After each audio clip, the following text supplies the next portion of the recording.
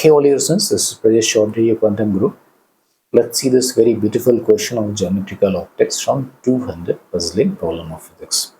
तो इस क्वेश्चन में एक एलिप्सॉइड ऑफ रिवोल्यूशन है, एक ट्रांसपेरेंट मटेरियल का बना हुआ है जिसका रिफ्रैक्टर इंडेक्स म्यू है और इसको हमने एयर में रखा हुआ। इस एलिप्सॉइड ऑफ रिवोल्यूशन का एक प्रिंसिपल सेक्शन लेंगे तो ऑब्वियसली वो एलिप्स होगा। बेसिकली उसी एलिप्स को प्रिंसिपल एक्सिस के अबाउट रिवॉल्व करने पर ये एलिप्सॉइड ऑफ रिवोल्यूशन बना है। तो उस एलिप्स का एसेंट्रिसिटी मान लेते हैं E। एक बहुत अच्छा फिनोमेना होता है कि अगर इसमें हमने बहुत सारी पैरेलल रे को इंसिडेंट किया, सारी rays parallel to principal axis incident किया और वो रेस किसी भी एंगल की हो सकती है, पैराएक्सियल रे भी हो सकती हैं, मार्जिनल रे भी हो सकती है। वो सारी रेस आफ्टर रिफ्रैक्शन इसके दो फोकाई होते हैं, उसमें से फार्दर फोकाई पे जा करके फोकस करेगा।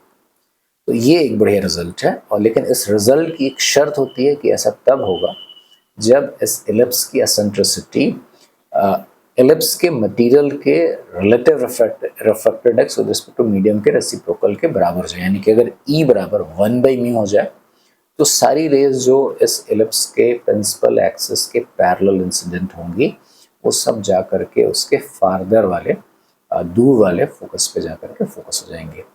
तो इसको आप स्नेल्स लॉ से कर सकते हैं। बहुत ज़्यादा टीडियस कैलकुलेशन होगा, काफ़ी कोऑर्डिनेट ज्योमेट्री लग जाएगा। तो इसका एक बहुत ही सिंपल सा तरीका है, that is called the Fermat's principal.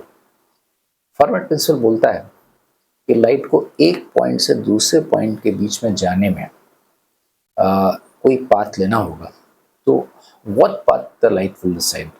Light will decide that path in which the time taken is an extremum, minimum, maximum और stationary। तो हमारे पास बहुत सारी रेज हैं, ये पैरेलल रेज हैं। इन पैरेलल रेज का एक ये वेव फ्रंट है, ये प्लेन वेव फ्रंट है। तो रे यहाँ से चल करके यहाँ तक आ रही है, एक रे यहाँ से चल करके यहाँ तक आ रही है, ऐसे बहुत सारी रे चल करके यहाँ तक आ रही है। तो अगर रे यहाँ से यहाँ तक चल करके आ रही है और उसके बगल वाली भी रे ऐसे चल करके ऐसे आ रही है, तो टाइम टेकन के बारे में तीन बातें बोली जाती हैं। तो मिनिमम होगा या मैक्सिमम होगा या स्टेशनरी होगा। तो अगर इस पाथ में टाइम मिनिमम है तो इसका मतलब कि बगल वाला पाथ पॉसिबल नहीं हो सकता है, इसके नीचे वाला पाथ पॉसिबल नहीं हो सकता, फिर तो एक ही पाथ होगा। तो बहुत सारे पाथ से चल करके इस वेव फ्रंट की सारी रेज जा करके यहाँ पर मर्ज हो जा रही हैं। ऐसा तभी पॉसिबल हो सकता है जब सारे पाथ में टाइम टेकन बराबर हो। यानी कि एक वेव फ्रंट से शुरू करें और जा करके दूसरे वेव फ्रंट तक पहुँचने में जितना टाइम लगेगा वो टाइम सारे रेज के लिए बराबर होगा। और अगर टाइम बराबर है और अलग अलग मीडियम से गुजर करके रेस जा रही हैं, कुछ रेस स्टार्टिंग में यहाँ पर एयर में था, बाद में इस मटेरियल मीडियम में आ गया, तो अगर टाइम बराबर है तो हम बोलेंगे कि जितने भी पॉसिबल पाथ हैं सबके ऑप्टिकल पाथ बराबर होंगे। ऑप्टिकल पाथ का मतलब कि summation of mu into T. तो मैं यहाँ पर एक वेव फ्रंट ले लूँगा, ये वेव फ्रंट ले लूँगा, यहाँ से सारे शुरू करें और जितना ऑप्टिकल पाथ इस वेव यहाँ से चल करके इस पॉइंट से चल करके यहाँ तक होगा, उतना ही ऑप्टिकल पाथ इस पॉइंट से चल करके यहाँ तक होगा, उतना ही ऑप्टिकल पाथ इस पॉइंट चल कर आएगा। फॉर दैट मैटर एक वेव फ्रंट के स्टार्टिंग पॉइंट, एक वेव फ्रंट ले लेंगे, उसके जितने भी पॉइंट होंगे कहीं से भी शुरू करके फोकस तक आने में जितने ऑप्टिकल पाथ होंगे सबको बराबर कर देंगे। तो let's try to solve this. तो ये मेरे पास एक एलिप्स है, स्टैंडर्ड फॉर्म ऑफ एलिप्स है, x² / a² + y² / b² = 1। बाहर का मीडियम एयर है, अंदर इसका मटेरियल का रिफ्रैक्टिव इंडेक्स म्यू है। सेमी मेजर एक्सिस A है, B की जरूरत नहीं पड़ेगी, इसकी एसेंट्रिसिटी E है। तो इसके दो फोकाई हैं, say the two foci are F1 and F2 and F1 के कोऑर्डिनेट्स हैं AE, 0। तो ऑरिजिन से F1 की दूरी होगी AE और F2 का कोऑर्डिनेट है -AE, 0। तो इसकी ऑरिजिन से दूरी हो गई वो भी AV। सेमी मेजर एक्सिस है A। एक एलिप्स की प्रॉपर्टी यूज करूंगा मैं, इसका डायरेक्ट्रिक्स होता है एलिप्स का।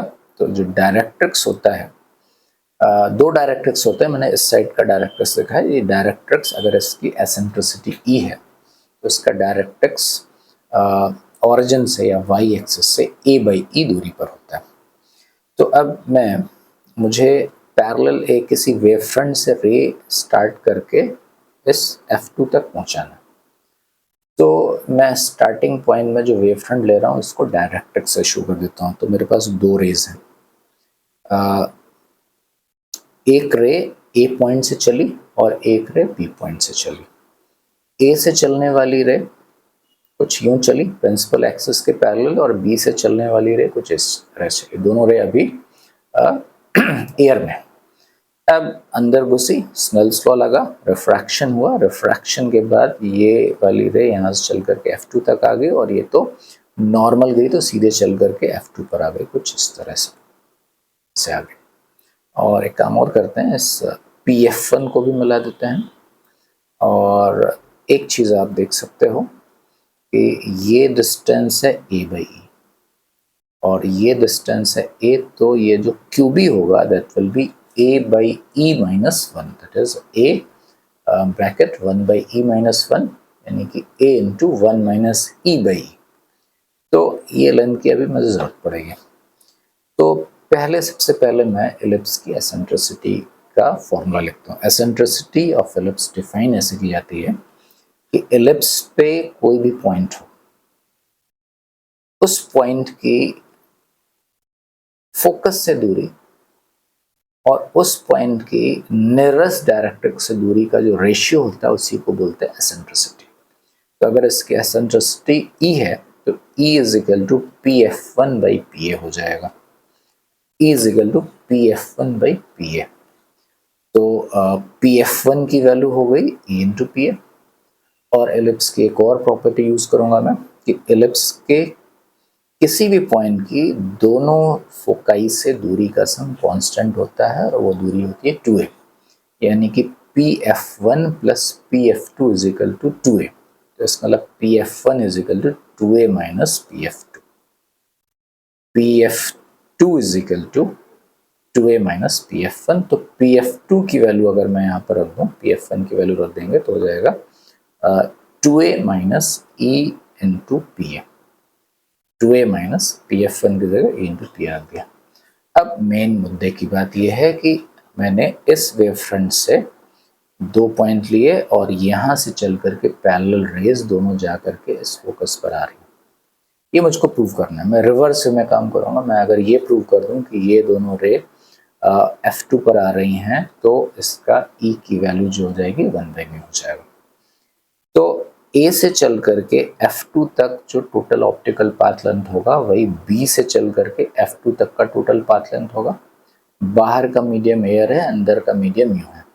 तो A से F2 तक का पाथ लेंथ हो गया 1 into PA plus mu into PF2, और B से F2 तक का ऑप्टिकल पाथ है, B से F2 तक का ऑप्टिकल पाथ हो गया 1 into QB plus mu into QF2। तो हमारा इक्वेशन बना 1 into P A plus mu into PF2 is equal to 1 into QB plus mu into QF2।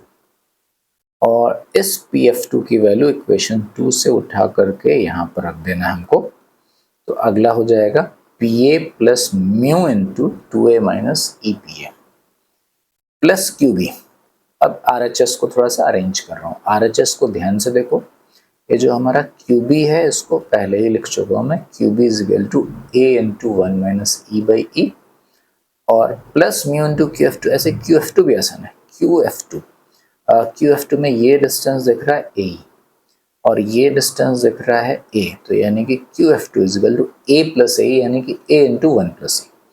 तो यहाँ मैंने QB की जगह A into 1 minus E by E लिख दिया और QF2 की जगह म्यू तो पहले से ही है A इंटू 1 प्लस E। बाकी अरेंजमेंट्स थोड़ा अरेंजमेंट करते हैं। तो यहाँ पे क्या करते हैं, PA को कॉमन लेते हैं। इधर से PA मिलेगा 1 मिलेगा और यहाँ से माइनस म्यू इंटू E मिलेगा। तो फिलहाल मैंने इन दोनों को अरेंज किया और A into 1 minus E by E है, mu A plus mu A into E है और यहाँ से माइनस म्यू इंटू 2a को यहाँ ला दिया मैंने। थोड़े से और अरेंजमेंट्स करते हैं, यहाँ से एक म्यू ए और माइनस 2a मिल करके माइनस म्यू ए बचेगा, तो हो गया a into 1 minus E by E minus mu A plus mu A. अब इस बात में मैं म्यू ए को कॉमन ले लेता हूँ, तो A into 1 minus E by E minus mu A 1 minus E. अब इन दोनों पार्ट में मैं पूरा का पूरा a by E into 1 minus E को कॉमन ले लेता हूँ, तो मुझे मिलेगा 1 माइनस म्यू ए, और इसको उस साइड में ले जाकर के अरेंज करता हूँ, 1 माइनस म्यू ई को कॉमन ले लूँगा, तो मुझे मिलेगा P A minus A into 1 minus E by E into 1 minus mu equal to 0। और ये सिर्फ इस पॉइंट के लिए वैलिड नहीं, ए कुड बी एनीवेयर। तो इसका मतलब कि ये दो पार्ट्स हैं, उनका प्रोडक्ट 0 है, this can not be 0, so obviously this has to be 0। So 1 minus mu is 0, और अगर 1 माइनस म्यू 0 है, इसका मतलब हो गया E is equal to 1 by mu, और यही हमको प्रूव करना था, हेंस प्रूव। Thank you.